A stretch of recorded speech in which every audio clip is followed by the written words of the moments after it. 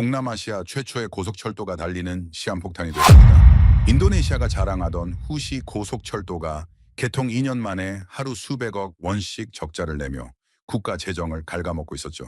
72억 달러, 우리 돈으로 거의 10조 원이 투입된 이 철도는 예상 승객의 30%도 채우지 못한 채 텅텅 빈 객차만 달리고 있었습니다.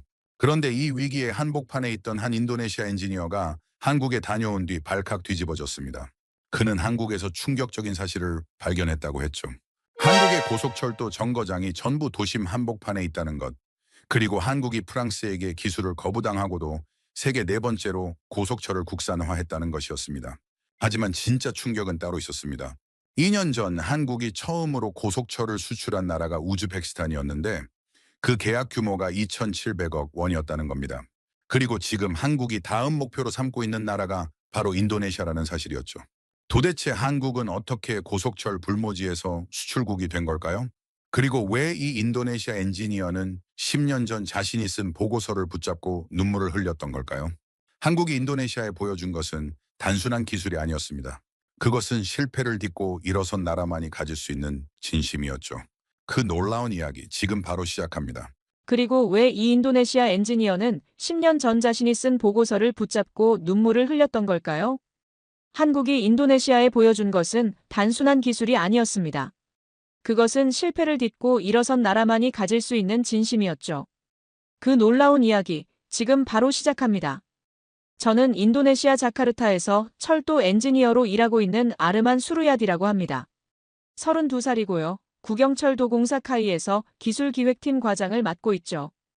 2025년 어느 날이었습니다. 저는 상사에게 불려갔어요. 회의실 문을 여는 순간 분위기가 심상치 않다는 걸 느꼈습니다. 임원진 6명이 전부 모여 있었거든요. 마야 부장님이 입을 여셨습니다. 후시 적자 해결 특별대책팀 팀장을 맡아달라고 하셨죠. 저는 순간 귀를 의심했습니다. 후시라니요. 그 이름만 들어도 가슴이 답답해지는 프로젝트였으니까요. 후시는 동남아시아 최초의 고속철도입니다. 자카르타에서 반둥까지 142km를 시속 350km로 달리죠. 2023년 개통 당시 조코 위도도 대통령님이 국가적 자부심이라고 말씀하셨을 정도였습니다. 그런데 지금 그 자부심이 시한폭탄이 됐습니다. 하루 예상 승객이 7만 명이었는데 실제로는 16,000명 정도밖에 안 탔어요. 예상치의 30%도 안 되는 수치였죠. 작년 한 해 적자만 3,700억 원이었고 올해 상반기에도 1,400억 원이 더 쌓였습니다. 문제는 적자만이 아니었어요. 중국개발은행에서 빌린 돈이 40년 만기로 5조 원이 넘었거든요. 매달 이자만 수백억 원씩 나가고 있었습니다. 저는 회의실을 나오면서 창밖을 바라봤습니다. 저 멀리 후시 정거장 방향이 보였죠. 할리역은 자카르타 도심에서 차로 1시간이나 걸리는 외곽에 있었습니다. 그 순간 10년 전 기억이 떠올랐습니다. 2015년 저는 신입사원이었어요. 고속철 입찰 분석팀에서 일본과 중국을 비교하는 보고서를 썼었죠. 당시 저는 일본을 추천했습니다. 신칸센의 50년 무사고 기록, 확실한 기술 이전 약속, 도심 역사 배치 노하우가 있었으니까요. 하지만 상부는 중국을 선택했습니다. 중국이 정부 보증 불필요라는 조건을 내걸었거든요. 공사비도 55억 달러로 일본보다 7억 달러나 쌌고요. 그때 제 상사가 그랬습니다. 정치적 결정이니까 보고서는 파기하라고요. 저는 그날 밤 아내 리나에게 말했습니다. 내가 더 강하게 주장했어야 했다고요. 그때 내 목소리가 더 컸다면 지금 이 상황이 달라졌을지도 모른다고요. 리나가 제 손을 잡았습니다. 당신 잘못 아니라고 다음 기회가 올 거라고 위로해줬죠. 그리고 10년이 지난 지금 그 기회가 제 앞에 놓였습니다. 후시를 살려야 하는 임무가요. 하지만 솔직히 말씀드리면 저는 두려웠습니다. 과연 제가 해낼 수 있을까요? 그날 밤 저는 집 서재에서 오래된 파일을 꺼냈습니다. 2015년에 작성했던 고속철 비교 분석 보고서였죠. 공식적으로는 파기됐지만 저는 몰래 사본을 보관해뒀었습니다. 표지를 넘기니 당시 제가 정리한 숫자들이 보였어요. 일본 제안은 62억 달러였습니다. 공사 기간은 5년, 정부 보증이 필요했지만 신칸센 기술을 완전히 이전해주겠다고 약속했죠. 무엇보다 역 위치를 도심에 배치하는 노하우가 있었습니다. 중국 제안은 55억 달러였어요. 공사 기간 3년, 정부 보증 불필요라는 파격 조건이었죠. 대신 기술 이전은 사실상 없었고 역 위치도 중국 측이 결정한다고 했습니다. 저는 당시 보고서 결론에 이렇게 썼었습니다. 단기적 비용 절감보다 장기적 기술 자립이 중요하다고요. 일본과 협력하면 10년 후 인도네시아도 자체 고속철 기술을 가질 수 있다고요. 하지만 아무도 제 말을 듣지 않았습니다. 당시 인도네시아 재정 상황이 좋지 않았거든요. 정부 보증 없이 사업을 할 수 있다는 중국의 제안은 정치적으로 너무 매력적이었죠. 조코 위도도 대통령님도 그 점에 끌리셨던 것 같습니다. 그런데 지금 현실은 어떻습니까? 공사비가 55억 달러에서 72억 달러로 불어났습니다. 30%나 초과됐죠. 토지 수용 문제, 코로나 사태, 예상치 못한 지질 문제가 겹치면서 비용이 눈덩이처럼 커졌어요. 결국 인도네시아 정부가 추가 자금을 부담해야 했습니다. 역 위치는 더 심각한 문제였습니다. 할림역은 자카르타 도심에서 20km나 떨어져 있었어요. 반둥 쪽 테갈루아르역은 반둥 시내에서 차로 40분이나 걸렸고요. 고속철 타러 가는데 더 오래 걸리는 아이러니한 상황이 벌어진 겁니다. 나중에 알게 된 사실인데요. 중국이 역을 외곽에 배치한 건 1대1로 전략 때문이었습니다. 사람을 빠르게 이동시키는 게 목적이 아니라 역 주변 개발권을 확보하려는 거였죠. 철도는 그냥 마중물이었던 겁니다. 저는 보고서를 덮으며 한숨을 쉬었습니다. 리나가 서재문을 열고 들어왔어요. 차를 가져다 주면서 물었습니다. 또 그 보고서 보고 있냐고요. 저는 고개를 끄덕였습니다. 그리고 말했죠. 이번엔 다르게 해보고 싶다고요. 10년 전엔 못했던 일을 이번엔 해내고 싶다고요. 리나가 미소 지었습니다. 당신이라면 할 수 있다고 나는 믿는다고 말해줬죠. 그날 밤 저는 오랜만에 희망을 품고 잠들었습니다. 아직 방법은 모르겠지만 뭔가 길이 있을 거라고 생각하면서요. 특별대책팀을 맡은 지 일주일이 지났습니다. 저는 매일 밤늦게까지 후시 관련 자료를 분석했어요. 숫자를 보면 볼수록 한숨만 나왔죠. 이건 단순히 승객을 더 태운다고 해결될 문제가 아니었습니다. 그러던 어느 날 긴급 임원회의가 소집됐습니다. 회의실에 들어서니 낯선 얼굴이 보였어요. 중국철도 공사 인도네시아 주재 대표 웨이밍이었습니다. 45살쯤 되어 보이는 그는 양복을 빳빳하게 차려입고 있었죠. 눈빛이 날카로웠습니다. 마야 부장님이 회의를 시작하셨어요. 안건은 후시 2단계 사업이었습니다. 반둥에서 수라바야까지 연장하는 프로젝트였죠. 거리만 700km가 넘는 대규모 사업이었습니다. 웨이밍이 먼저 발언권을 얻었습니다. 그는 유창한 인도네시아어로 말했어요. 1단계에서 쌓은 경험을 바탕으로 2단계도 중국이 맡으면 시너지가 날 거라고요. 게다가 특별 조건을 제시하겠다고 했습니다. 1단계 채무 일부를 탕감해주는 대신 2단계 사업을 독점으로 달라는 거였죠. 임원들 사이에서 술렁임이 일었습니다. 솔직히 말하면 꽤 매력적인 제안이었거든요. 지금 우리가 지고 있는 빚이 얼마나 큰지 다들 알고 있었으니까요. 하지만 저는 불안했습니다. 1단계가 왜 이 지경이 됐는지 생각하면 같은 파트너와 계속 가는 게 맞는 건지 의문이었죠. 물론 그 자리에서 말하진 못했습니다.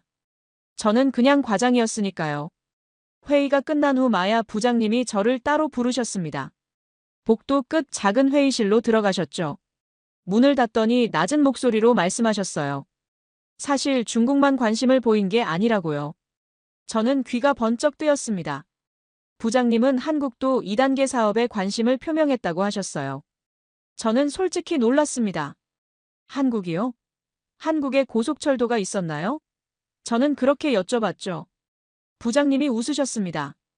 그러더니 휴대폰을 꺼내 뉴스 기사를 보여주셨어요. 2024년 6월 기사였습니다. 한국이 우즈베키스탄에 고속철도를 수출했다는 내용이었죠. 2,700억 원 규모의 계약이었습니다. 저는 기사를 찬찬히 읽었습니다.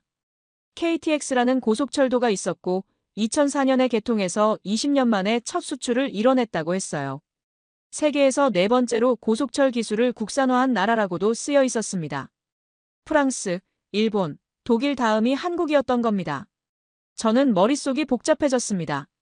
솔직히 한국하면 K-팝이나 드라마만 떠올랐거든요. 철도 강국이라는 이미지는 전혀 없었죠. 그런데 고속철을 직접 만들어서 수출까지 한다니요. 부장님이 말씀하셨습니다. 한국 측에서 인도네시아 2단계 사업에 관심이 있다고 비공식적으로 타진해 왔다고요. 아직 공식 제안은 아니지만 가능성을 열어두고 있다고 하셨죠. 그러더니 저를 바라보셨습니다.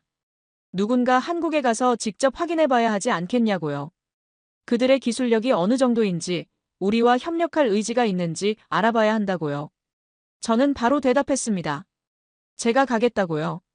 솔직히 충동적인 결정이었습니다. 하지만 뭔가 직감이 있었어요. 이게 기회일 수 있다는 느낌이요. 10년 전에 놓쳤던 기회를 이번엔 잡을 수 있을지도 모른다는 생각이 들었습니다. 부장님이 고개를 끄덕이셨어요. 2주 안에 출장 준비를 하라고 하셨죠. 대신 조심하라는 당부도 하셨습니다. 중국 측 눈치를 봐야 하는 사람들이 있으니까 조용히 다녀오라고요. 저는 알겠다고 대답했습니다. 사무실로 돌아와서 인터넷 검색을 시작했어요. 한국 고속철도에 대해 찾아봤죠. KTX 산천, KTX 이음, KTX 청룡이라는 열차들이 있었습니다. 최신 모델인 청룡은 시속 320km로 달린다고 했어요. 가장 놀라운 건 국산 화율이었습니다. 87%가 국산 부품이라고 했거든요. 128개 중소기업이 부품을 공급한다고도 쓰여 있었습니다. 후시는 어땠을까요? 우리는 중국에서 완제품을 들여왔습니다. 국산 화율은 사실상 제로에 가까웠죠. 기술 이전도 거의 없었고요. 저는 창밖을 바라봤습니다. 해가 지고 있었어요. 자카르타의 복잡한 도로 위로 차들이 꼬리를 물고 있었죠. 언젠간 저 차들 대신 우리가 만든 고속철도가 달릴 수 있을까요? 한국은 해냈다고 합니다. 불가능해 보였던 일을요. 저는 주먹을 꽉 쥐었습니다. 이번 출장에서 뭔가를 꼭 찾아오겠다고 다짐했어요. 후시를 살릴 실마리를, 인도네시아 철도의 미래를 바꿀 단서를 말입니다. 출국 전날 저는 아버지 댁을 찾았습니다. 자카르타 외곽에 있는 작은 집이었어요. 아버지는 62살이셨고 평생을 인도네시아 철도에서 기술자로 일하셨죠. 제가 철도 엔지니어가 된 것도 아버지 영향이 컸습니다. 거실에서 차를 마시며 이야기를 나눴어요. 아버지께 한국 출장 이야기를 드렸죠. 아버지는 한참 동안 말씀이 없으셨습니다.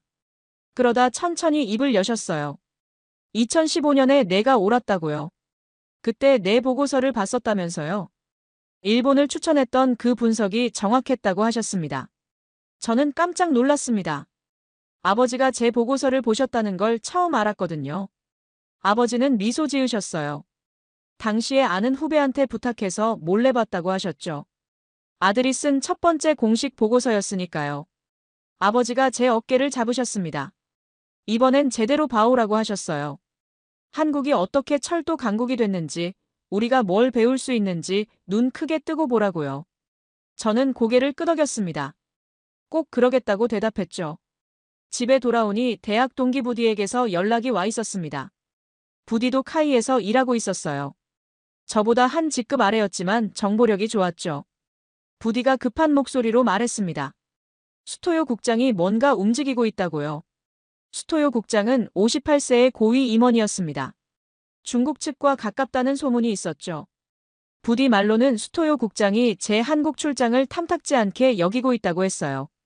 중국 외에 다른 대안을 찾는 걸 원치 않는다는 거였죠. 부디가 조심하라고 당부했습니다. 내가 한국에서 뭘 보고해도 막으려는 사람들이 있을 거라고요. 증거를 확실히 모아오라고 했습니다. 저는 알겠다고 대답했어요. 하지만 솔직히 불안했습니다.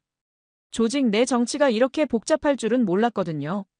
그냥 기술자로서 최선의 방법을 찾고 싶을 뿐인데 왜 이렇게 어려운 걸까요? 다음 날 새벽, 저는 수카르노하타 공항으로 향했습니다.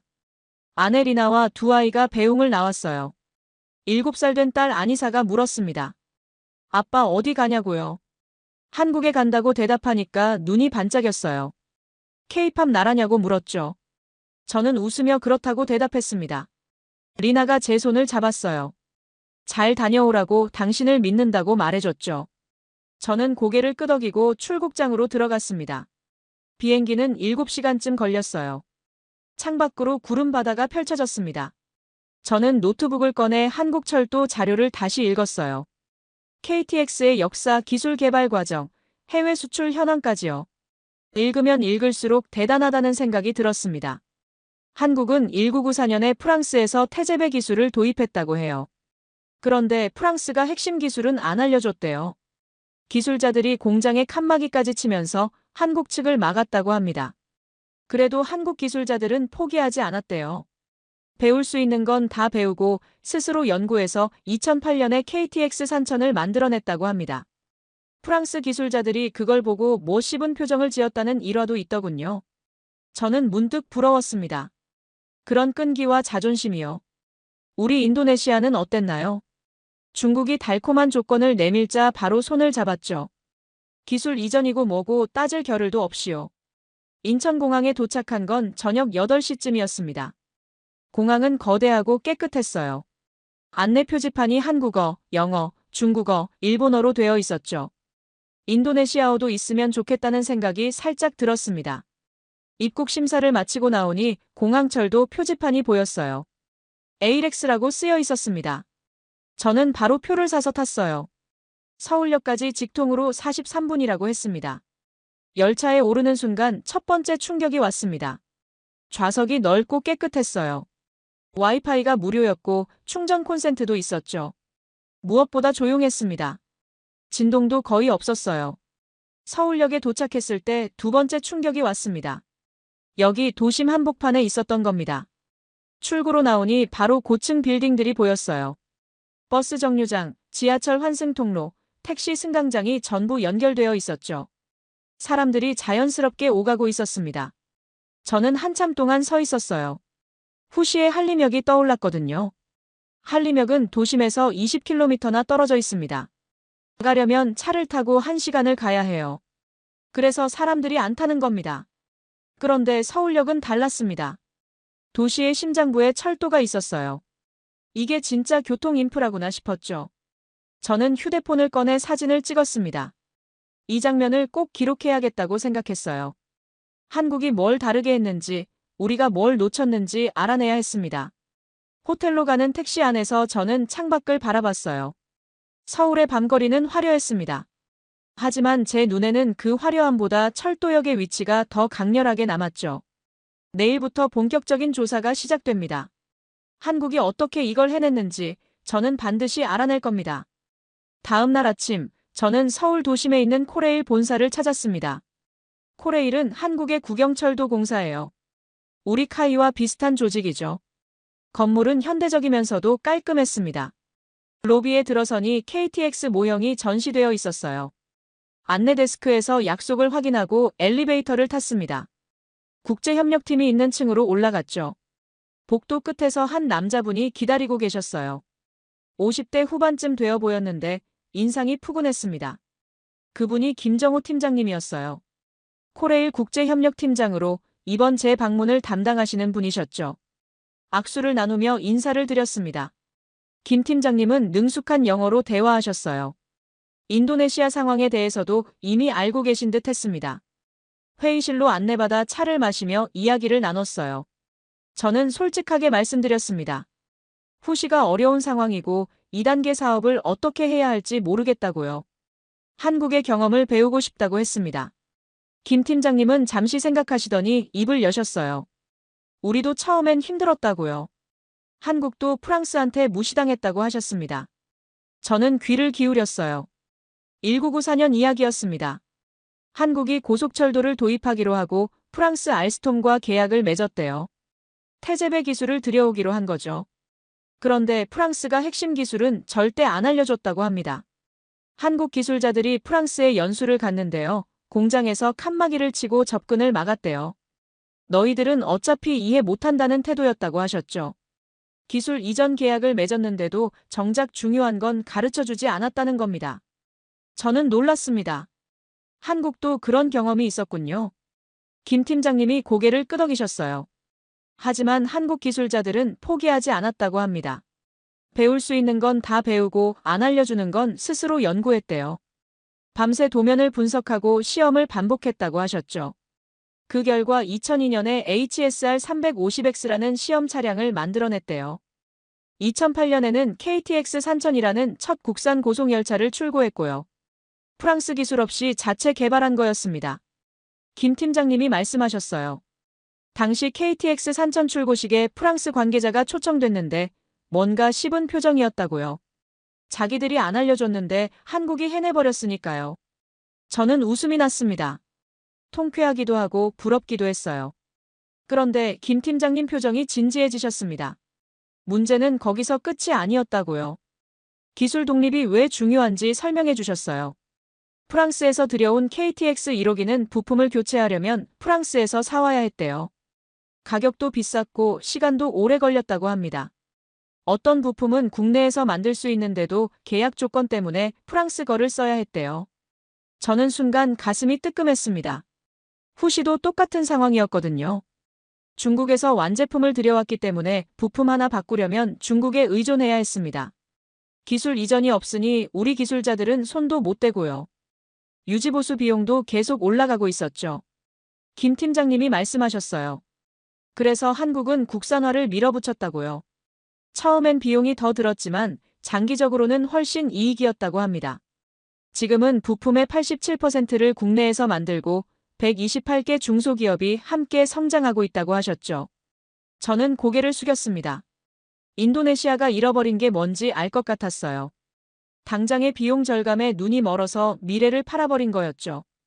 김 팀장님이 제 어깨를 두드리셨습니다. 아르만 씨, 지금이라도 늦지 않았다고요. 인도네시아도 할 수 있다고 하셨어요. 저는 고개를 들었습니다. 정말요? 하고 물었죠.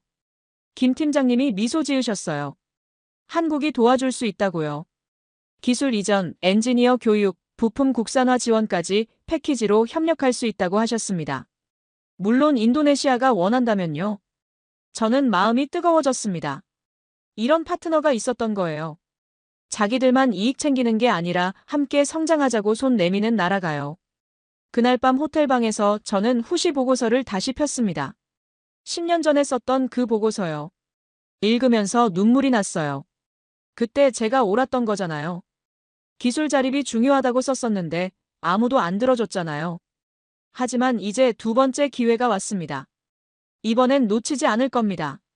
한국에서의 셋째 날, 저는 경상남도 창원에 있는 현대로템 공장을 방문했습니다. 현대로템은 KTX를 만드는 회사예요. 한국 고속철도의 심장이라고 할 수 있죠. 서울역에서 KTX를 타고 창원으로 갔습니다. 2시간 반 정도 걸렸어요. 열차 안에서 창밖을 바라봤는데 터널과 평야가 번갈아 나타났습니다. 흔들림이 거의 없어서 노트북으로 일하기도 편했죠. 창원역에 도착하니 한 젊은 여성분이 기다리고 계셨어요. 29세의 박서연 연구원이었습니다.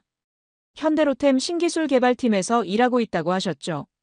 밝은 미소가 인상적이었습니다.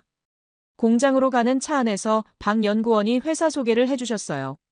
현대로템은 1984년에 설립됐고 철도 차량 분야에서 세계적인 기술력을 가지고 있다고 합니다. KTX뿐 아니라 전동차, 트램, 자기부상 열차까지 만든다고 하셨죠. 공장에 도착하니 규모에 압도됐습니다. 거대한 생산 라인이 끝없이 이어져 있었어요. 곳곳에서 열차 부품들이 조립되고 있었습니다. 기술자들이 진지한 표정으로 작업하고 있었죠. 박 연구원이 한쪽을 가리키며 말했어요. 저기 보이는 게 KTX 청룡이라고요. 저는 눈이 휘둥그레졌습니다. 청룡은 한국의 최신 고속열차였어요. 2024년에 영업 운행을 시작했다고 합니다. 유선형 디자인이 정말 멋졌어요. 이름처럼 용이 하늘을 나는 것 같은 느낌이었죠. 박 연구원이 설명해 주셨어요. 청룡은 시속 320km로 달린다고요. 한국에서 가장 빠른 고속열차라고 합니다. 설계 속도는 352km까지 가능하다고 하셨어요. 가장 중요한 건 국산화율이었습니다. 100% 국내 기술로 설계하고 제작했다고 해요. 부품의 87%가 국산이고 나머지는 수입하지만 언제든 국산으로 대체할 수 있다고 합니다. 128개 국내 중소기업이 부품을 공급하고 있다고 하셨죠. 저는 질문했습니다. 처음부터 이렇게 잘 됐냐고요. 박 연구원이 웃으며 고개를 저었어요. 아니라고요. 처음엔 정말 힘들었다고 합니다. 1996년에 국산 고속열차 개발 프로젝트가 시작됐대요. HSR 350X라는 이름이었죠. 70여 개 기관이 참여했고 2조 7천억 원이 투입됐다고 합니다. 10년 넘게 연구개발에 매달렸대요. 중간에 포기하고 싶은 순간도 많았다고 해요.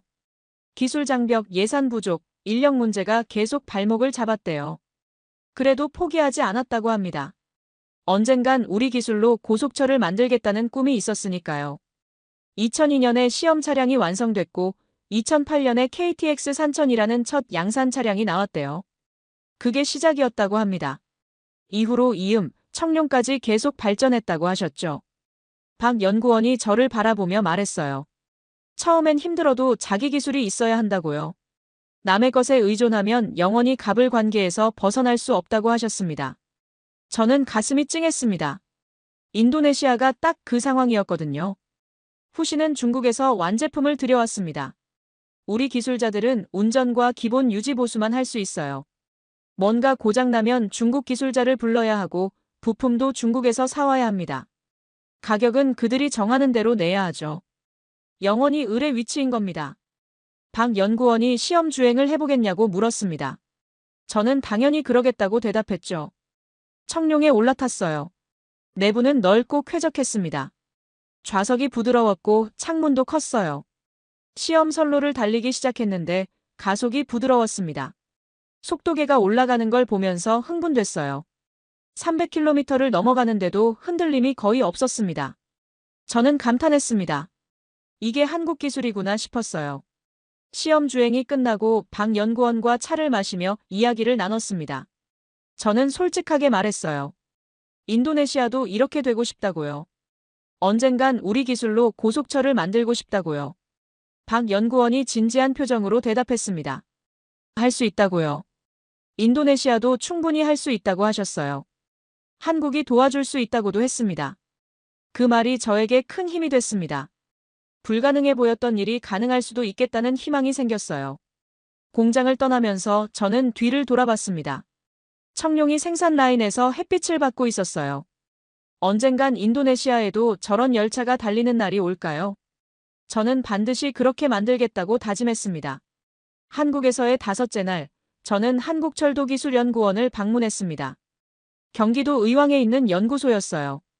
이곳에서 한국철도 기술의 핵심 연구가 이루어진다고 합니다. 오늘의 안내자는 이준혁 박사님이셨어요. 47세의 철도 전문가로 특히 역사 배치와 도시 연계 개발 분야의 권위자라고 하셨습니다. 인상이 학자답게 차분했고 말씀도 조리 있게 하셨죠. 연구소 회의실에서 차를 마시며 대화를 시작했습니다. 저는 단도직입적으로 물었어요. 한국 고속철도가 성공한 비결이 뭐냐고요. 이 박사님은 잠시 생각하시더니 한 단어로 대답하셨습니다. 위치라고요. 저는 고개를 갸웃했어요. 위치요? 이 박사님이 설명해 주셨습니다. 고속철도 성공의 핵심은 역 위치라고요. 아무리 빠른 열차라도 역이 불편한 곳에 있으면 사람들이 안 탄다고 하셨어요. 그러면서 한국 사례를 보여주셨습니다. 서울역, 대전역, 동대구역, 부산역 모두 도심 한복판에 있었어요. 지도를 보니 정말 그랬습니다. 각 도시의 심장부에 역이 위치해 있었죠. 이 박사님이 서울역 사례를 자세히 설명해 주셨어요. 서울역은 지하철 1호선, 4호선과 연결되어 있다고 합니다. 공항철도와도 바로 환승되고요. 버스 환승센터도 역 바로 앞에 있대요. 도보로 10분 거리에 대형 호텔과 오피스 빌딩이 밀집해 있다고 하셨죠. 즉 서울역에 내리면 어디든 갈 수 있다는 거예요. 추가 이동 시간이 거의 없는 거죠. 이 박사님이 화면을 바꾸셨습니다. 인도네시아 후시 노선도가 나왔어요. 할림역은 자카르타 도심에서 20km 떨어져 있었습니다. 반둥 쪽 테갈루아르역은 반둥 시내에서 40분 거리였고요. 카라왕역은 아예 논밭 한가운데였죠. 이 박사님이 말씀하셨어요. 이 구조로는 성공하기 어렵다고요. 사람들이 고속철을 타려면 먼저 차를 몰고 1시간을 가야 하는데 차라리 그냥 차로 목적지까지 가겠다는 생각이 들 수밖에 없다고 하셨습니다. 저는 뼈를 맞는 기분이었어요. 정확한 지적이었거든요. 저도 할림역에 몇 번 가봤는데 정말 불편했습니다. 자카르타 교통체증을 뚫고 1시간을 가야 겨우 역에 도착해요. 그리고 반둥에 내려도 다시 택시를 타고 40분을 가야 시내에 들어갈 수 있죠. 총 이동 시간이 고속철 타는 시간보다 더 긴 경우도 있었습니다. 이 박사님이 왜 이렇게 됐는지 분석해 주셨어요. 중국의 1대1로 전략 때문이라고 하셨습니다. 중국은 철도 자체가 목적이 아니라 역 주변 개발이 목적이었대요. 땅값이 싼 외곽에 역을 짓고 그 주변에 산업단지와 물류 거점을 만들어서 중국 기업이 투자하는 방식이라고 합니다. 즉 인도네시아 국민의 편의가 아니라 중국의 이익이 우선이었던 거예요. 저는 분노가 치밀었습니다. 우리가 속은 거잖아요. 좋은 조건인 줄 알고 계약했는데 실상은 그들의 이익을 위한 설계였던 거예요. 이 박사님이 침착하게 말씀하셨어요. 이미 지나간 일은 바꿀 수 없다고요. 하지만 앞으로는 다르게 할 수 있다고 하셨습니다. 2단계 사업, 그러니까 반둥에서 수라바야까지 연장 노선은 아직 설계 단계라고 알고 계셨어요. 지금이라도 역 위치를 제대로 잡으면 성공할 수 있다고 하셨죠. 이 박사님이 권고사항을 말씀해 주셨습니다. 첫째, 역은 반드시 도심에 배치할 것. 둘째, 기존 교통망과 연계할 것. 셋째, 역 주변 개발은 인도네시아 기업이 주도할 것. 저는 열심히 메모했습니다. 이 내용을 꼭 보고서에 담아야겠다고 생각했어요. 회의가 끝나고 이 박사님이 점심을 사주셨어요. 근처 식당에서 비빔밥을 먹었죠. 여러 가지 나물과 고추장을 비벼 먹는 음식이었는데 정말 맛있었습니다. 식사하면서 이 박사님이 말씀하셨어요. 한국도 실수를 많이 했다고요. 오송역 같은 경우는 위치 선정을 잘못해서 지금도 논란이라고 하셨습니다. 완벽한 나라는 없다고요. 하지만 중요한 건 실수에서 배우는 거라고 하셨어요. 인도네시아도 후시의 실패에서 배워서 2단계를 성공시키면 된다고요. 저는 고개를 끄덕였습니다. 그 말씀이 큰 위로가 됐어요. 실패해도 괜찮다. 거기서 배우면 된다는 거잖아요. 저녁에 호텔로 돌아와서 보고서 초안을 작성하기 시작했습니다. 오늘 배운 내용을 정리했어요. 역 위치의 중요성, 도심 배치의 효과, 중국 전략의 문제점까지요. 이 보고서가 인도네시아 철도의 미래를 바꿀 수 있을까요? 저는 그렇게 되길 간절히 바랐습니다. 한국에서의 7째 날이었습니다. 아침에 호텔에서 일어나 휴대폰을 확인하니 부재중 전화가 여러 통 와 있었어요. 전부 인도네시아 번호였습니다. 시차 때문에 밤새 연락이 온 거였죠. 저는 불안한 마음으로 먼저 부디에게 전화했습니다. 부디가 받자마자 급한 목소리로 말했어요. 큰일 났다고요. 수토요 국장이 움직이고 있다고 했습니다. 제가 한국에 간 사이에 중국 측과 비밀 회동을 했대요. 2단계 사업을 중국 독점으로 밀어붙이려는 것 같다고 했죠. 그리고 더 충격적인 소식이 있었습니다. 수토요 국장이 저를 소환하라고 요청했다는 거예요. 한국 출장을 중단하고 당장 돌아오라는 지시였습니다. 저는 머리가 복잡해졌어요. 아직 할 일이 남았는데 이대로 돌아가야 하나요? 잠시 후 마야 부장님께 연락이 왔습니다. 부장님 목소리도 심각했어요. 상황을 설명해 주셨습니다. 중국 측 웨이밍이 특별 조건을 제시했대요. 1단계 채무 3천억 원을 탕감해주는 대신 2단계 사업을 독점 수주하겠다는 거였습니다. 수토요 국장이 이 제안을 적극 지지하고 있다고 하셨죠. 문제는 다음 주에 긴급 이사회가 소집된다는 거였어요. 거기서 2단계 사업 파트너를 결정할 수도 있다고 하셨습니다. 저는 물었습니다. 제가 지금 돌아가야 하냐고요. 부장님이 잠시 침묵하시더니 말씀하셨어요. 내 판단에 맡기겠다고요. 하지만 한 가지 부탁이 있다고 하셨습니다. 한국과 비교할 수 있는 확실한 자료를 만들어 오라고요. 이사회에서 중국 안에 맞설 수 있는 근거가 필요하다고 하셨어요. 내 보고서가 유일한 희망이라고 하셨습니다. 저는 결심했습니다. 한국 체류를 연장하겠다고요. 돌아가기 전에 증거를 확실히 모으겠다고 대답했습니다. 전화를 끊고 나서 저는 한참 동안 창밖을 바라봤어요. 서울의 아침 풍경이 펼쳐져 있었습니다. 높은 빌딩들, 바쁘게 움직이는 사람들, 도로 위의 차들. 10년 전이 떠올랐습니다. 그때도 저는 옳은 말을 했는데 아무도 안 들어줬죠. 이번에도 같은 결과가 나올까요? 하지만 이번엔 달랐습니다. 저한테 증거가 있었거든요. 한국에서 직접 보고 배운 것들이요. 저는 노트북을 켜고 보고서 작성을 시작했습니다. 후시와 KTX를 비교하는 표를 만들었어요. 역 위치. KTX는 도심, 후시는 외곽. 국산화율. KTX는 87%, 후시는 거의 제로. 기술 이전. KTX는 적극적, 후시는 없음. 운영 현황. 경부선 KTX는 흑자, 후시는 막대한 적자. 비교표를 보니 차이가 명확했습니다. 어느 쪽이 더 나은 선택인지 숫자가 말해주고 있었죠. 저는 추가 자료 수집을 위해 코레일에 연락했습니다. 김정호 팀장님께 상황을 설명드렸어요. 급하게 도움이 필요하다고요. 김 팀장님은 흔쾌히 협조해 주셨습니다. 운영 데이터, 기술 자료, 해외 수출 실적까지 보내주셨어요. 심지어 한국 정부의 공식 협력 의향서도 준비해 주신다고 하셨습니다. 저는 감사하다고 몇 번이나 말씀드렸어요. 김 팀장님은 웃으시면서 말씀하셨습니다. 이게 진짜 파트너십이라고요. 서로 도와주는 거라고요. 그날 오후 김 팀장님과 긴급 회의를 했습니다. 이사회에서 발표할 내용을 함께 검토했어요. 김 팀장님이 여러 가지 조언을 해주셨습니다. 감정에 호소하지 말고 데이터로 말하라고 하셨어요. 중국을 비난하지 말고 한국의 장점을 부각하라고도 하셨죠. 그리고 인도네시아의 자립을 강조하라고 하셨습니다. 우리는 을이 아니라 동등한 파트너가 되고 싶은 거라고요. 저는 열심히 메모했습니다. 저녁에 강태웅 차장님을 만났어요. 코레일 운영 효율팀에서 일하시는 분이셨죠. 42세의 데이터 분석 전문가셨습니다. 강 차장님이 KTX 운영 데이터를 자세히 설명해 주셨어요. 경부선이 왜 흑자인지, 호남선은 왜 적자인지 분석해 주셨죠. 결론은 역시 역 위치와 수요 분석이 핵심이라는 거였습니다. 강 차장님이 말씀하셨어요. 인도네시아 2단계 사업은 자카르타에서 수라바야까지 700km가 넘는 노선이라고요. 중간에 수요가 많은 도시들을 잘 연결하면 충분히 성공할 수 있다고 하셨습니다. 다만 역 위치를 잘못 잡으면 후시처럼 될 거라고 경고하셨죠. 호텔로 돌아와서 밤새 보고서를 완성했습니다. 새벽 4시쯤 마지막 페이지를 썼어요. 총 50장짜리 보고서였습니다. 저는 잠시 눈을 감았습니다.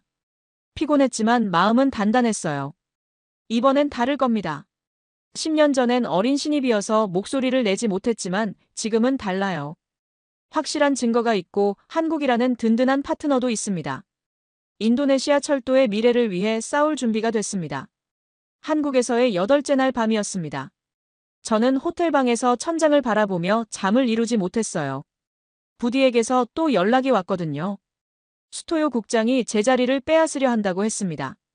후시 특별대책팀장 자리요. 제가 없는 사이에 자기 사람을 심으려 한다는 거였죠. 한국에서 뭘 가져와도 묻어버릴 거라고 했어요. 저는 불안해졌습니다. 아무리 좋은 보고서를 만들어도 소용없는 건 아닐까요? 10년 전처럼 또 묵살당하면 어쩌죠? 아내 리나에게 전화했습니다. 새벽 시간이었지만 리나는 바로 받았어요. 제 목소리에서 불안함을 느꼈는지 걱정스럽게 물었습니다. 저는 솔직하게 말했어요. 두렵다고요. 이번에도 실패하면 어쩌나 싶다고요. 가족을 위해 그냥 포기해야 하나 고민된다고 했습니다. 리나가 잠시 침묵하더니 말했어요. 당신이 옳다고 믿으면 끝까지 하라고요. 결과가 어떻든 나는 당신 편이라고 했습니다. 아이들한테도 아빠가 싸우다 진 건 부끄러운 게 아니라고 가르치겠다고요. 저는 눈물이 났습니다. 리나가 저를 믿어주는 게 얼마나 큰 힘인지 몰라요. 다음 날 저녁 김정호 팀장님과 저녁 식사를 했습니다. 서울 종로에 있는 작은 한식당이었어요. 불고기와 된장찌개를 먹었죠. 한국 음식은 정말 맛있었습니다. 식사하면서 제 고민을 털어놓았어요. 조직 내 정치가 두렵다고요. 아무리 노력해도 힘 있는 사람들이 막으면 소용없지 않냐고 물었습니다. 김 팀장님은 젓가락을 내려놓고 저를 바라보셨어요. 그리고 자신의 이야기를 해주셨습니다. 젊은 시절 김 팀장님도 비슷한 경험을 했대요. KTX 국산화를 추진할 때 반대파가 많았다고 합니다.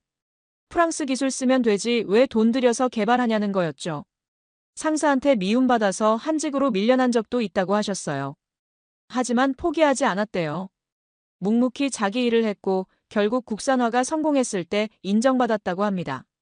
김 팀장님이 말씀하셨어요. 옳은 일은 결국 이긴다고요. 시간이 걸릴 수 있지만 진실은 드러난다고 하셨습니다. 그리고 한 가지 더 말씀하셨어요. 한국에는 정의라는 게 있다고요. 처음 보는 사람한테도 진심으로 대하는 문화라고 하셨습니다. 자기도 아름한 씨한테 정이 들었다고요.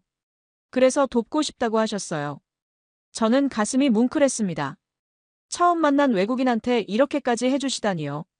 김 팀장님이 소주잔을 들어 올리셨어요. 아르만 씨의 성공을 위해 건배하자고 하셨죠. 저도 잔을 들었습니다. 소주는 독했지만 마음은 따뜻해졌어요. 호텔로 돌아오는 길에 서울 야경을 바라봤습니다. 남산타워가 불을 밝히고 있었어요. 한국이라는 나라가 조금씩 좋아지고 있었습니다.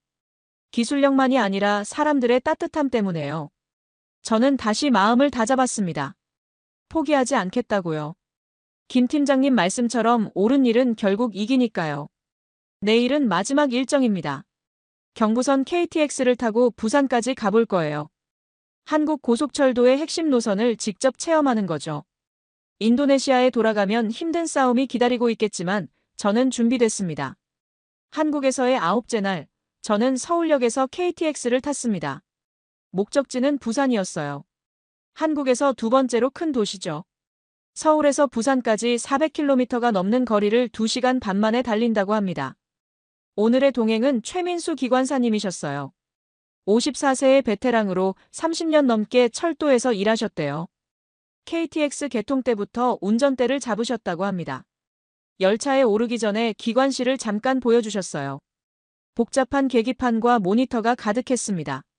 최 기관사님이 자랑스럽게 설명해 주셨죠. 이게 전부 국산 시스템이라고요. 열차가 출발했습니다. 서울역을 빠져나가자 속도가 올라가기 시작했어요. 시속 200, 250, 300km. 속도계가 올라가는데도 흔들림이 거의 없었습니다. 최 기관사님이 말씀하셨어요. 2004년 KTX 개통 때 자기가 울었다고요. 한국도 고속철도를 가지게 됐구나 싶어서요. 그때는 프랑스 기술이었지만 언젠간 우리 기술로 달리겠다는 꿈이 있었대요. 그 꿈이 이루어졌다고 하셨습니다. 지금은 국산 열차로 달리고 있으니까요. 창밖으로 풍경이 스쳐 지나갔습니다. 논밭, 산, 터널, 도시가 번갈아 나타났어요.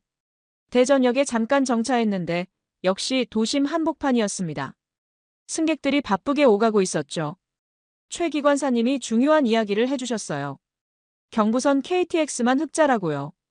다른 노선은 적자인데 경부선만 돈을 벌고 있대요. 왜 그런지 아시냐고 물으셨습니다. 저는 모르겠다고 대답했어요. 수요가 있는 곳에 제대로 깔았기 때문이라고 하셨습니다. 서울과 부산은 한국에서 가장 큰 두 도시예요. 그 사이에 대전, 대구라는 대도시도 있고요. 사람들이 실제로 오가는 구간에 철도를 놓으니까 타는 거라고 하셨죠. 반면 어떤 노선은 정치적 이유로 만들었대요. 수요는 없는데 지역 국회의원이 밀어붙여서 깐 구간도 있다고 합니다. 그런 노선은 적자라고 하셨어요. 저는 후시가 떠올랐습니다.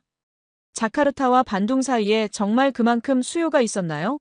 솔직히 그 구간은 차로 3시간이면 가거든요. 굳이 비싼 고속철을 탈 필요가 있나 싶기도 했죠. 게다가 여기 외곽에 있으니 실제 이동 시간이 별로 안 줄어들어요. 고속철의 의미가 없는 거죠. 부산역에 도착했습니다. 역시 도심 한복판이었어요. 바로 앞에 바다가 보였습니다. 부산타워도 가까웠고요. 내리자마자 시내에 있는 느낌이었죠.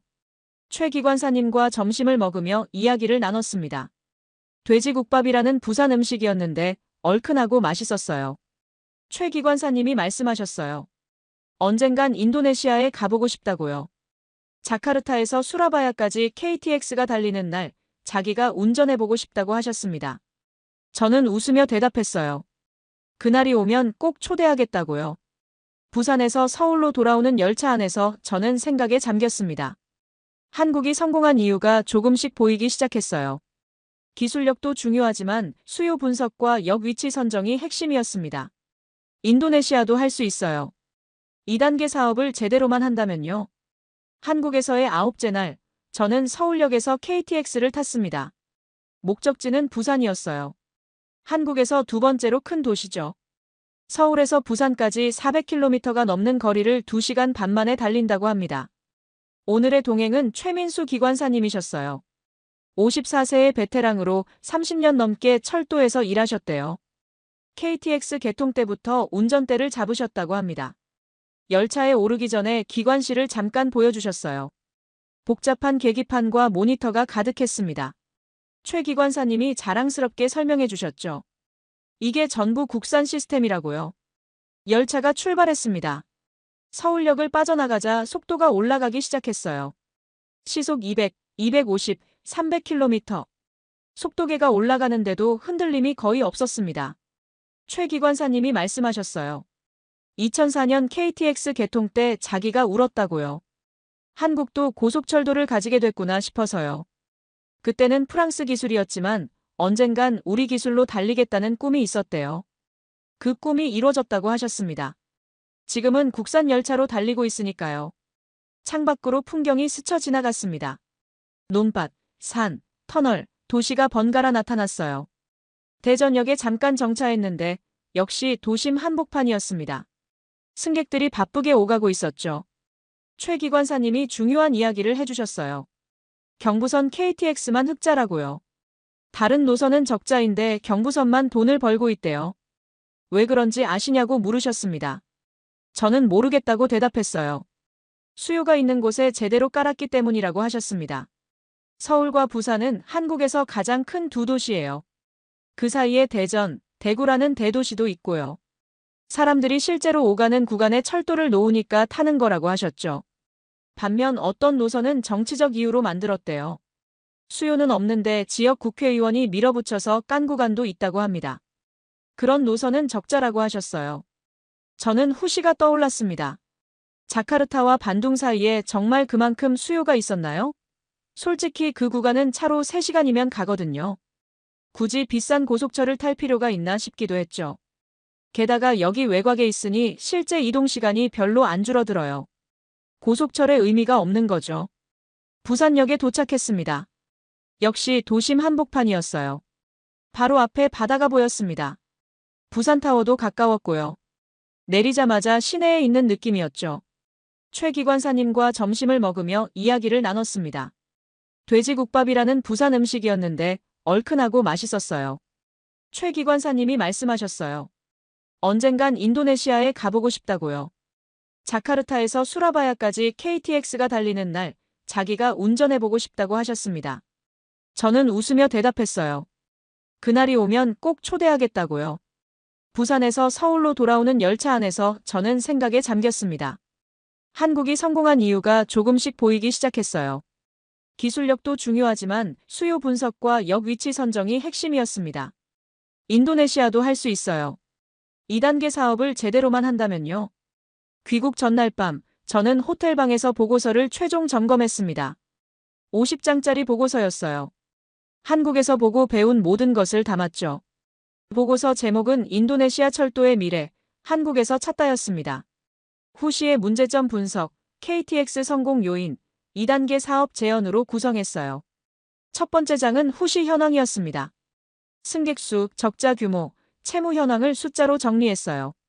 보기만 해도 심각한 상황이라는 게 느껴지도록요. 두 번째 장은 문제점 분석이었습니다. 역 위치가 외곽인 점, 국산 화율이 제로인 점, 기술 이전이 없는 점을 지적했어요. 왜 이렇게 됐는지 구조적 원인도 설명했죠. 세 번째 장은 KTX 사례였습니다. 도심 역사 배치, 87% 국산 화율, 경부선 흑자 운영을 소개했어요. 한국이 어떻게 성공했는지 보여주는 거였죠. 네 번째 장은 제언이었습니다. 2단계 사업에서 한국과 협력하자고 제안했어요. 역 위치는 도심에, 기술 이전은 필수로 국산화를 단계적으로 추진하자고 썼습니다. 마지막에 한국 정부의 협력 의향서를 첨부했어요. 공식 문서가 있으니 신뢰도가 높아질 거라고 생각했죠. 보고서를 다 읽고 나서 한숨을 쉬었습니다. 과연 이게 먹힐까요? 수토요 국장 같은 사람들이 막으면 어쩌죠? 그때 문이 똑똑 울렸어요. 누군가 왔나 싶어서 열어보니 김정호 팀장님이 서 계셨습니다. 손에 뭔가를 들고 계셨죠. 방으로 들어오시더니 선물이라며 건네주셨어요. 책 한 권이었습니다. 한국철도 100년 역사라는 제목이었어요. 김 팀장님이 말씀하셨습니다. 한국철도는 일제강점기의 수탈을 위해 시작됐다고요. 우리 의지가 아니라 남의 필요에 의해 깔린 거였죠. 하지만 해방 후에 우리 손으로 다시 만들었다고 합니다. KTX도 마찬가지라고 하셨어요. 프랑스 기술로 시작했지만 결국 우리 것으로 만들었다고요.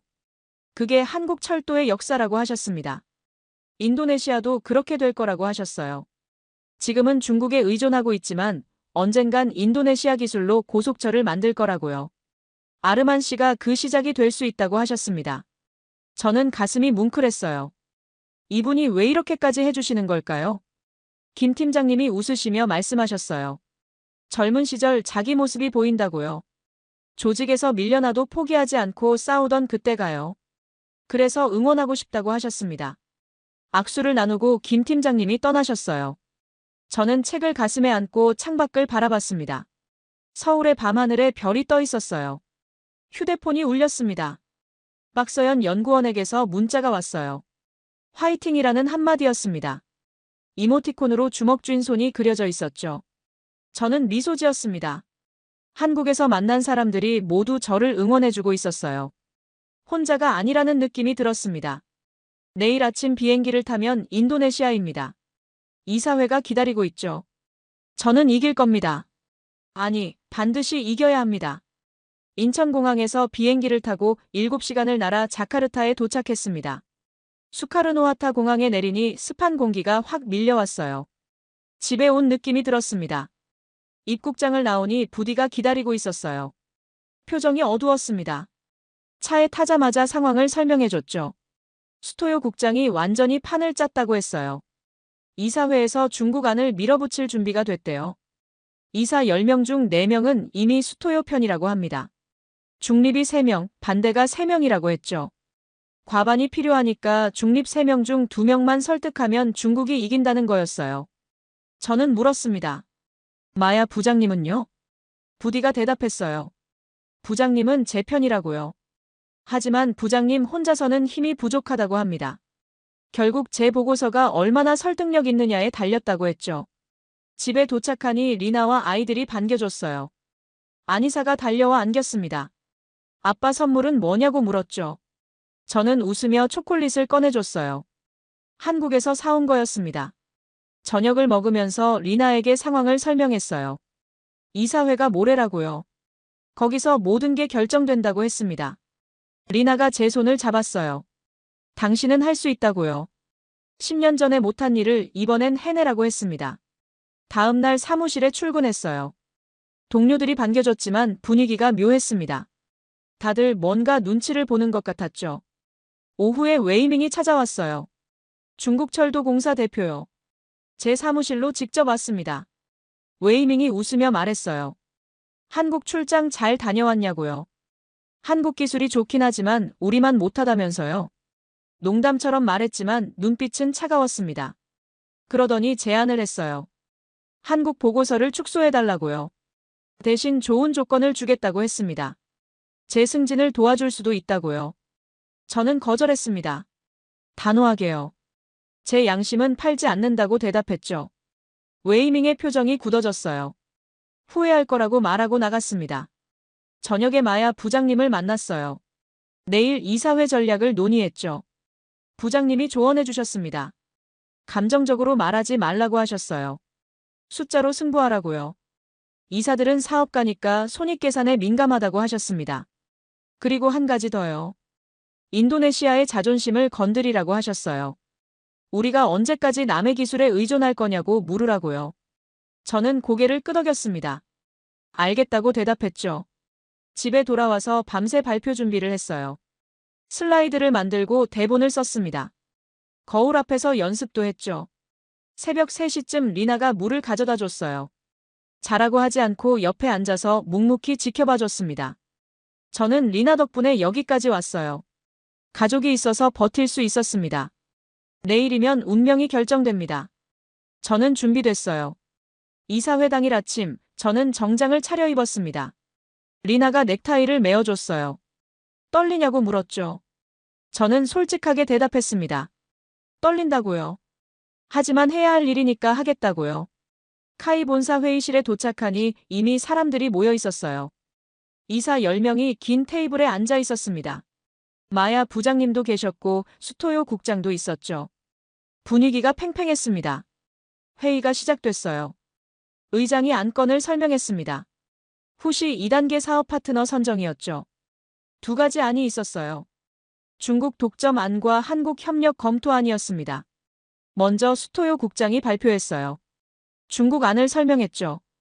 1단계 채무 3천억 원 탕감, 2단계 사업비 할인, 빠른 착공을 강조했습니다. 이미 검증된 파트너니까 리스크가 적다고 했어요. 이사들 몇몇이 고개를 끄덕였습니다. 솔직히 매력적인 제안이긴 했거든요. 수토요 국장이 마무리하면서 저를 흘깃봤어요. 비웃는 것 같은 눈빛이었습니다. 다음은 제 차례였어요. 저는 천천히 일어났습니다. 심호흡을 하고 발표를 시작했죠. 먼저 보고서를 배포했어요. 50장짜리 자료였습니다. 이사들이 페이지를 넘기며 훑어봤죠. 저는 첫 번째 슬라이드를 띄웠습니다. 후시 현황이었어요. 숫자를 읽어나갔죠. 예상 승객 7만 명, 실제 승객만 6천 명. 작년 적자 3,700억 원. 총 채무 5조 원. 회의실이 조용해졌어요. 숫자의 힘이었습니다. 두 번째 슬라이드는 원인 분석이었어요. 역 위치가 외곽인 점, 환승이 불편한 점, 요금이 비싼 점을 설명했습니다. 그리고 중국이 왜 이렇게 설계했는지 구조적 이유도 밝혔죠. 세 번째 슬라이드는 한국 사례였어요. KTX 사진을 보여줬습니다. 도심 역사, 87% 국산화율, 경부선 흑자 운영을 설명했죠. 이사들의 표정이 달라지기 시작했어요. 관심을 보이는 눈빛이었습니다. 네 번째 슬라이드는 비교표였어요. KTX와 후시를 나란히 놓았죠. 역 위치, 국산화율, 기술 이전, 운영 실적까지요. 어느 쪽이 나은지 한눈에 보였습니다. 마지막 슬라이드에서 저는 제언을 했어요. 2단계 사업에서 한국과 협력하자고요. 기술 이전을 받고 국산화를 추진하고 역 위치를 도심에 배치하자고 했습니다. 그리고 한마디를 덧붙였어요. 우리에게 필요한 건 달콤한 조건이 아니라 진정한 파트너입니다. 언제까지 남의 기술에 의존할 겁니까? 인도네시아도 우리 기술로 고속철을 만들 수 있습니다. 한국이 그랬던 것처럼요. 회의실이 술렁였어요. 이사들이 서로 눈짓을 주고받았습니다. 수토요 국장이 반박했어요. 한국은 검증이 안 됐다고요. 중국은 이미 우리와 1단계를 했으니 믿을 수 있다고 했죠. 저는 대답했습니다. 1단계 결과가 어떻습니까? 검증됐다면 왜 적자입니까?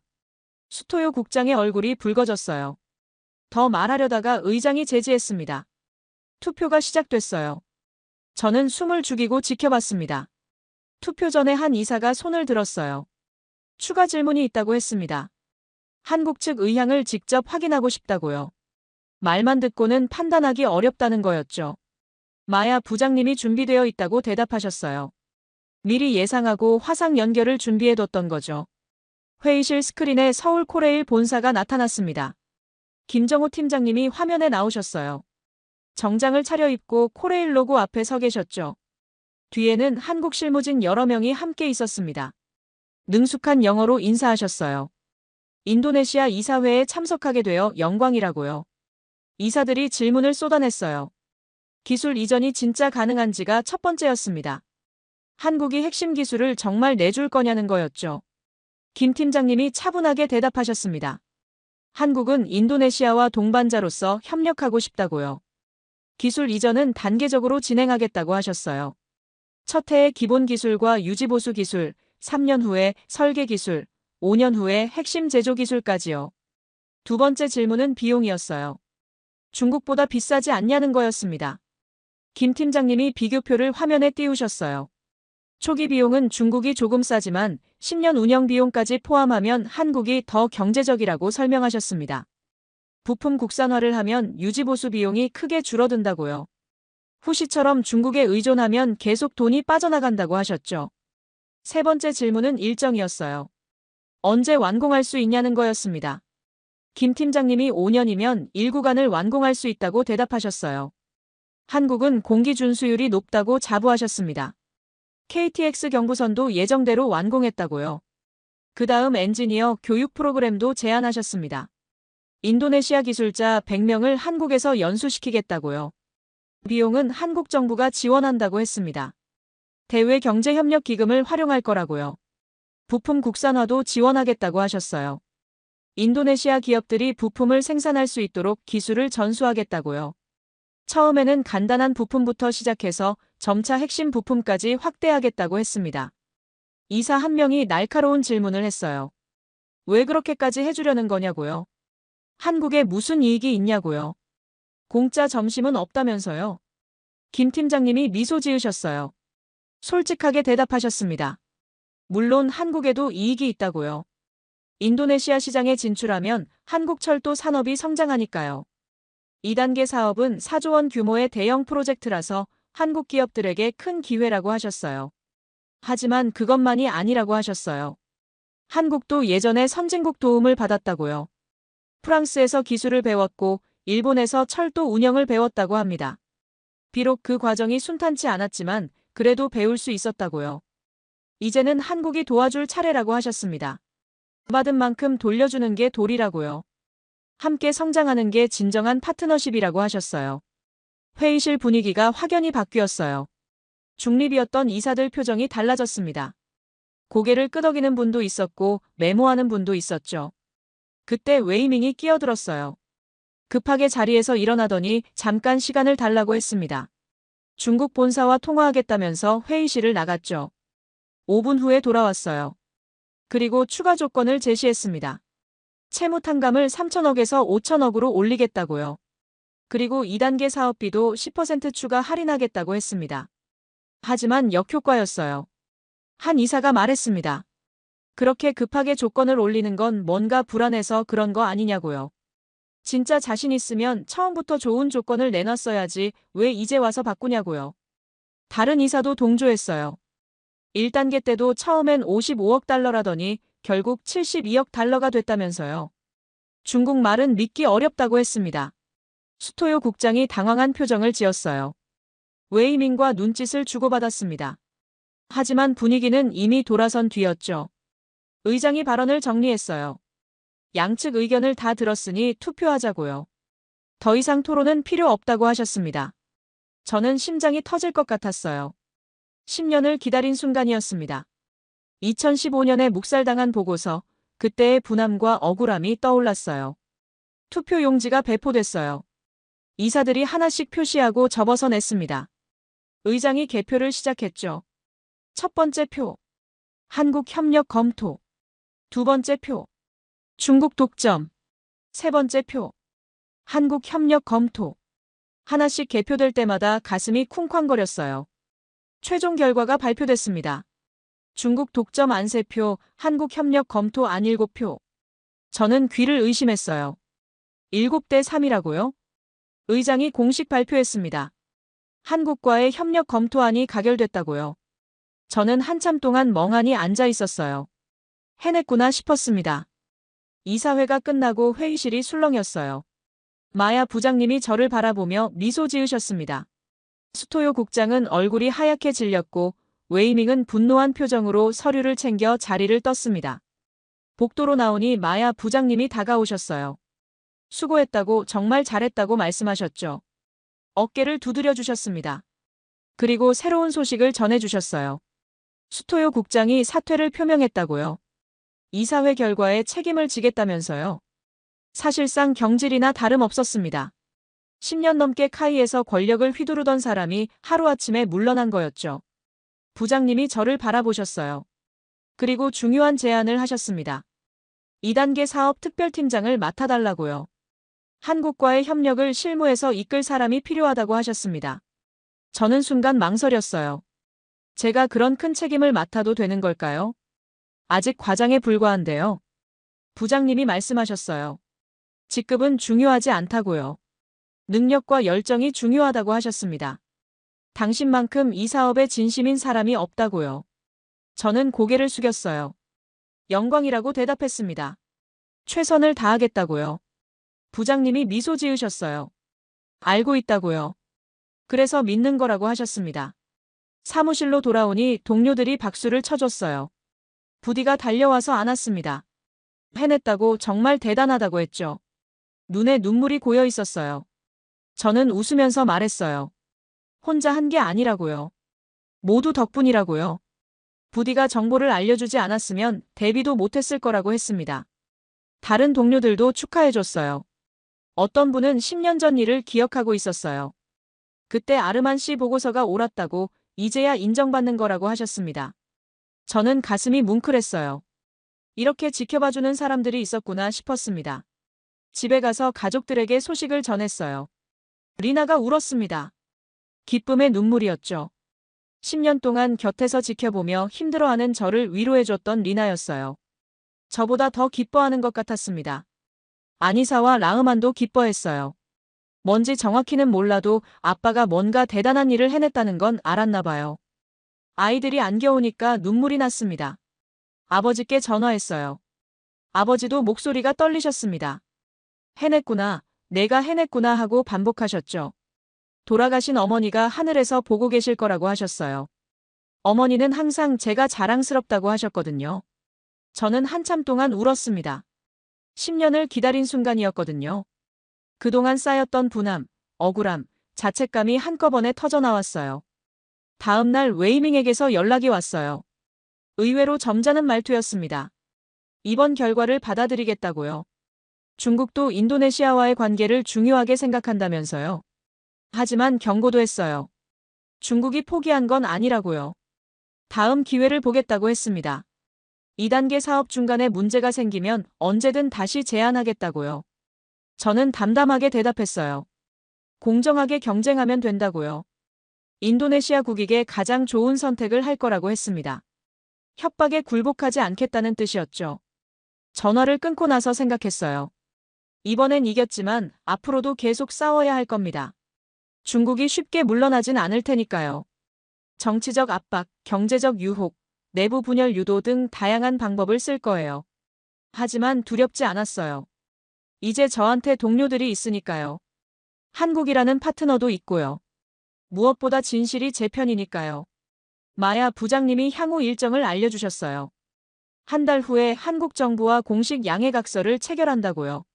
서울에서 열리는 행사에 제가 참석해야 한다고 하셨습니다. 저는 기대가 됐어요. 다시 한국에 갈 수 있다니요. 김정호 팀장님, 박서연 연구원, 이준혁 박사님, 최민수 기관사님을 다시 만날 수 있겠죠. 저녁에 리나와 산책을 했습니다. 자카르타 야경을 바라보며 걸었어요. 리나가 물었습니다. 앞으로 어떻게 될 것 같냐고요. 저는 대답했어요. 모르겠다고요. 하지만 한 가지는 확실하다고요. 이제 시작이라는 거요. 6개월이 흘렀습니다. 2026년 봄이 됐어요. 한국과 인도네시아의 철도 협력이 본격적으로 시작됐죠. 서울에서 양해각서 체결식이 열렸어요. 양국 정상이 참석하는 큰 행사였습니다. 저도 인도네시아 실무진 대표로 참석했죠. 비행기에서 내리는 순간부터 가슴이 두근거렸어요. 청와대에서 행사가 진행됐어요. 한국 대통령님과 프라보워 인도네시아 대통령님이 악수하는 장면을 가까이서 봤습니다. 양국 국기가 나란히 휘날리고 기자들의 카메라 플래시가 터졌죠. 역사적인 순간이었어요. 양해각서 내용은 제가 꿈꾸던 그대로였어요. 기술 이전, 엔지니어 교육, 부품 국산화 지원이 모두 포함됐습니다.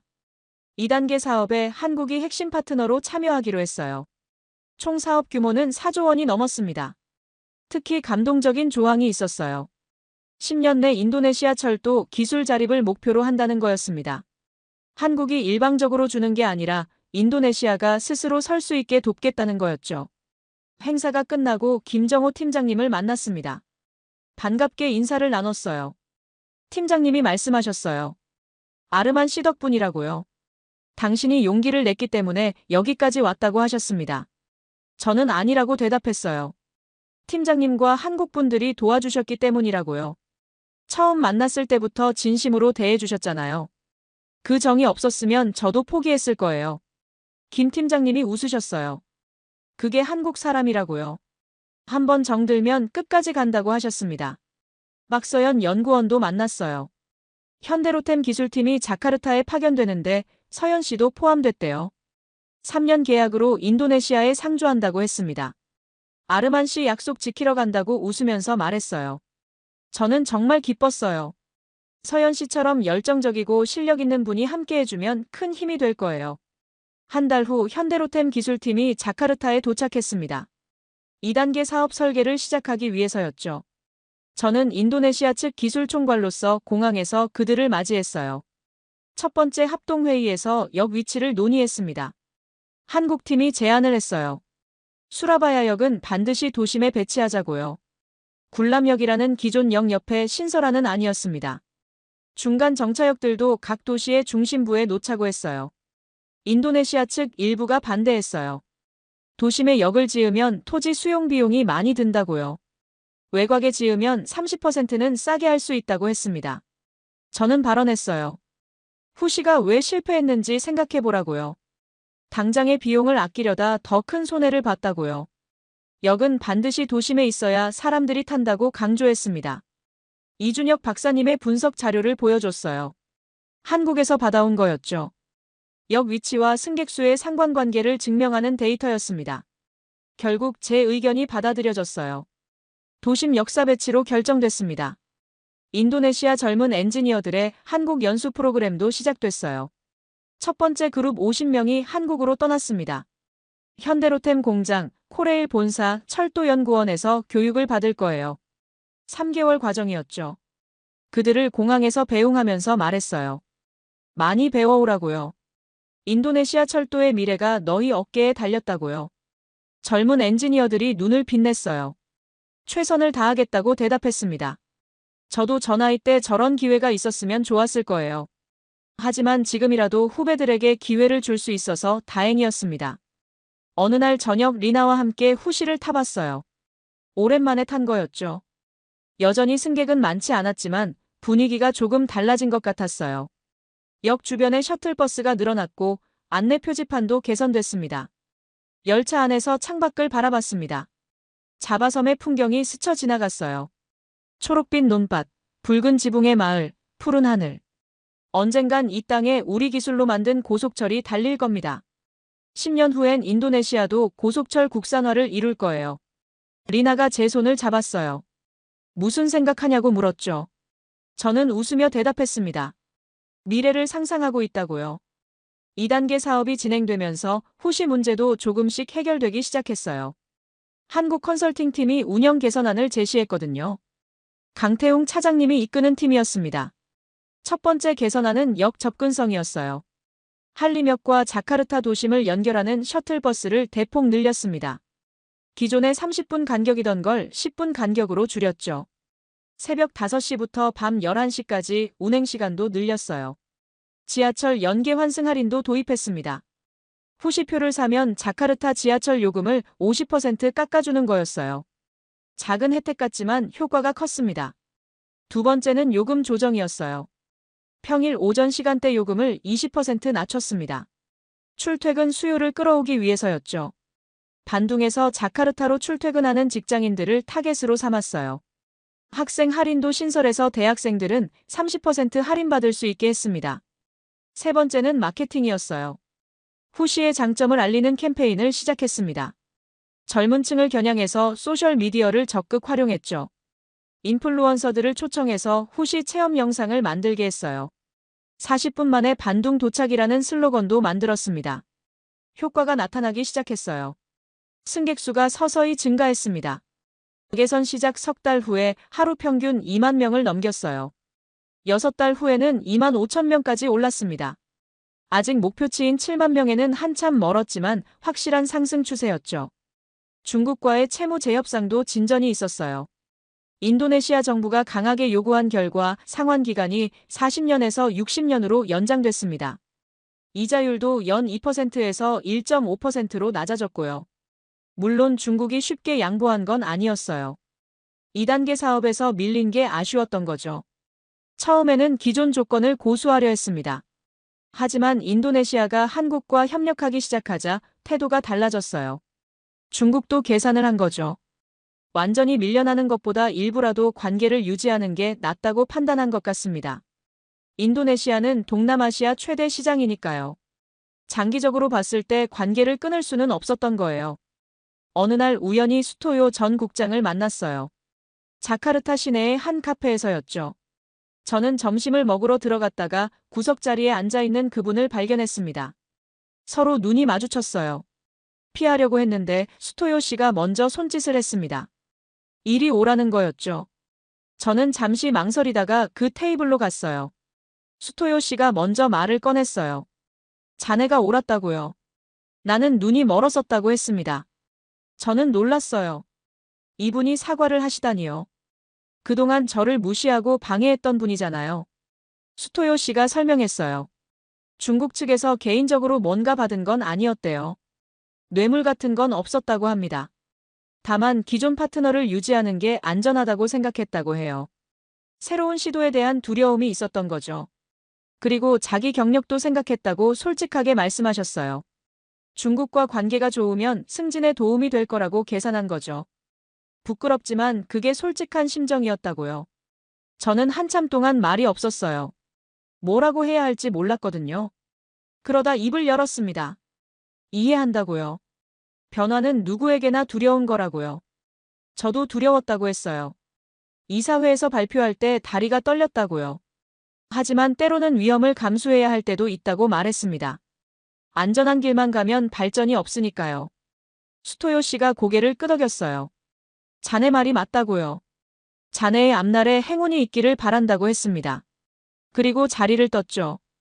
저는 한참 동안 그 자리에 앉아 있었어요. 사람은 변할 수 있구나 싶었습니다. 적이었던 사람도 인정할 줄 알게 되는 거잖아요. 집에 돌아와서 리나에게 이야기했어요. 리나가 말했습니다. 당신이 이겨서가 아니라 당신이 옳아서 그분이 인정한 거라고요. 저는 리나의 말이 맞다고 생각했어요. 옳은 일은 결국 인정받습니다. 김정호 팀장님 말씀이 맞았어요. 2년이 더 흘렀습니다. 2028년이 됐어요. 2단계 사업 착공식이 열리는 날이었죠. 오랫동안 준비해온 순간이 드디어 현실이 됐습니다. 수라바야 외곽의 착공 현장에 수천 명이 모였습니다. 한국과 인도네시아 양국 귀빈들, 기술자들, 언론인들, 그리고 지역 주민들까지 함께했어요. 저도 인도네시아 측 기술 총괄로서 단상에 올랐습니다. 아침부터 긴장됐어요. 정장을 차려입고 리나에게 넥타이를 매달라고 했죠. 리나가 웃으면서 말했어요. 오늘은 당신의 날이라고요. 자랑스럽다고 했습니다. 착공 현장은 거대했어요. 미래의 수라바야역이 들어설 자리였죠. 도심에서 10분 거리, 기존 굴람역 바로 옆이었습니다. 후시처럼 외곽이 아니라 진짜 도심이었어요. 프라보어 대통령님이 연단에 오르셨어요. 축사를 하신 후 착공 버튼을 누르셨습니다. 굴착기가 움직이기 시작했죠. 땅을 파는 소리가 들렸어요. 사람들 사이에서 박수 소리가 터져나왔습니다. 저는 감격스러웠어요. 3년 전만 해도 상상할 수 없었던 광경이었거든요. 그때 이사회에서 질 수도 있었잖아요. 수토요 국장이 이겼으면 지금 여기 없었을 거예요. 한국에서 많은 분들이 오셨어요. 김정호 팀장님도 계셨습니다. 은퇴를 앞두고 마지막 해외 출장으로 오셨다고 하셨어요. 58세에 시작해서 60세에 끝나는 거죠. 30년 철도 인생의 마지막 현장이라고 하셨습니다. 김 팀장님이 저를 바라보며 말씀하셨어요. 아르만 씨가 인도네시아의 KTX 산천이라고요. 처음엔 남의 기술로 시작했지만 결국 자기 것으로 만드는 사람이라고 하셨습니다. 저는 부끄러웠어요. 아직 갈 길이 멀다고 대답했습니다. 착공은 시작일 뿐이고 완공까지 몇 년이 더 걸린다고요. 김 팀장님이 고개를 저으셨어요. 시작이 반이라고요. 여기까지 온 것만으로도 대단한 거라고 하셨습니다. 최민수 기관사님도 오셨어요. 약속을 지키러 왔다면서 웃으셨죠. 언젠간 자카르타에서 수라바야까지 제가 운전하겠다고 했던 그 약속이요. 저는 웃으며 대답했어요. 그날이 오면 꼭 초대하겠다고요. 첫 번째 시험 운행 기관사로 모시겠다고 했습니다. 착공식이 끝나고 기술회의가 이어졌어요. 2단계 사업의 첫 번째 국산화 부품이 공개됐습니다. 인도네시아 기업이 만든 좌석 프레임이었어요. 작은 부품이지만 의미가 컸죠. 제가 직접 설계에 참여한 부품이었습니다. 한국 연수를 다녀온 젊은 엔지니어들과 함께 3개월간 작업했어요. 한국 기술을 배워서 인도네시아 환경에 맞게 수정한 거였습니다. 박서연 연구원이 검수를 해줬어요. 품질 기준에 합격이라고 했습니다. 서연 씨가 엄지를 치켜 세우며 말했어요. 이제 시작이라고요. 다음엔 더 복잡한 부품에 도전하자고 했습니다. 한국 연수를 다녀온 젊은 엔지니어들이 활약하고 있었어요. 그들이 배워온 기술을 현장에 적용하고 있었습니다. 3년 전만 해도 중국 기술자 없이는 아무것도 못했는데 지금은 우리 손으로 하고 있었어요. 저녁에 환영 만찬이 열렸어요. 양국 관계자들이 함께 식사하며 이야기를 나눴습니다. 인도네시아 전통 음식과 한국 음식이 함께 나왔어요. 나시고랭 옆에 불고기가 있었죠. 박서연 연구원이 제 옆에 앉았어요. 3년 동안 자카르타에서 함께 일했죠. 이제는 친구처럼 편한 사이가 됐습니다.